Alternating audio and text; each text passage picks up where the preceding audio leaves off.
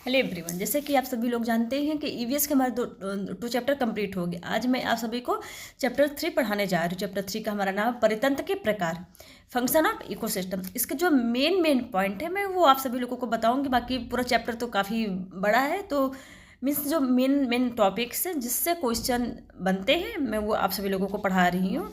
तो आइए, जैसा कि हमारा पूछ लेता है कि प्राथमिक उत्पादकता क्या होती है, तो हरे पेड़ पौधों को क्या कहते हैं? प्राथमिक उत्पादकता की श्रेणी में ये लोग आते हैं। और उत्पादकता को किससे नापते हैं? तो gram oblique metre square oblique वर्ष अथवा calorie oblique metre square oblique वर्ष में इसको क्या कहते हैं? मापा जाता है। ये इसके दो पार्ट्स होते हैं। कौन कौन से? तो सकल प्राथमिक उत्पादकता और शुद्ध अथवा वास्तविक उत्पादकता। क्वेश्चन हमारा आता है खाक जाल से, कि खाक जाल जो होता है वो किस तरह से बनता है, मतलब ऊर्जा जो उसका होता है, ऊर्जा का प्रवाह एक दिशी होता है, बहुदिशी तो कैसा होता है? तो खाक जल में ऊर्जा का प्रवाह हमेशा एक दिशी होता है, किंतु यह बहुमार्गी होता है। और फिर नेक्स्ट टॉपिक हमारा परिस्थितिकी पिरामिड। तो परिस्थितिकी पिरामिड की संकल्पना सर्वप्रथम वर्ष 1927 में चार्ल्स एटन ने दिया था, इसीलिए इसको एल्टोनियन पिरामिड भी कहते हैं। कभी कभी आपसे नाम पूछा जाए कि और किस नाम से जाना जाता है, तो एल्टोनियम पिरामिड भी इसे कहा जाता है। आइए जानते हैं संख्या पिरामिड। तो संख्या पिरामिड हमारा किस तरह बनता है? संख्या पिरामिड हमारा सीधा और उल्टा दोनों प्रकार से हो सकता है। जैसे उदाहरण में ले लेते हैं घास स्थली एवं फसल स्थली परितंत्रों के जैव संख्या पिरामिड सीधे तथा एक वृक्ष संख्या पिरामिड उल्टा बनेगा। कहने का यह मतलब कि जब वृक्ष का जैव संख्या पिरामिड बनेगा तो हमेशा उल्टा बनेगा, ठीक है। उसके बाद है जैव भार का पिरामिड। आपसे पूछ लेते हैं वो किस तरह बनता है? तो जैव भार का पिरामिड सीधे एवं उल्टे दोनों प्रकार से ये भी बनते हैं। उदाहरण जैसे कि वन एवं घास स्थल है, ये परिस्थितिकी तंत्र के पिरामिड सीधे बनते क्योंकि यहाँ उत्पादकताओं का भार विभिन्न श्रेणी के उपभोक्ताओं के भार से अधिक होता है, ठीक है। जैसा कि जलीय परितंत्र में जैव भार का पिरामिड कैसा बनेगा? तो हमेशा उल्टा बनेगा, ये जरूर आप ध्यान दीजिएगा।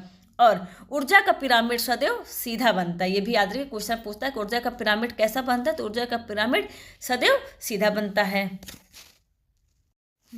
जैसे कि लैंडमैन से क्वेश्चन पूछता है कि लैंडमैन का जो 10% का ऊर्जा नियम है, तो लैंडमैन पूछेगा आपसे कि 10% का जो ऊर्जा नियम किसने दिया था? तो लैंडमैन ने दिए थे, पूछ सकता है। पोषण के स्तर कौन कौन से होते हैं? तो उत्पादकता स्वपोषी होते हैं, मीन्स कौन कौन से आते हैं इसमें? तो इसमें पेड़ पौधे आते हैं, हरे पेड़ पौधे आते हैं।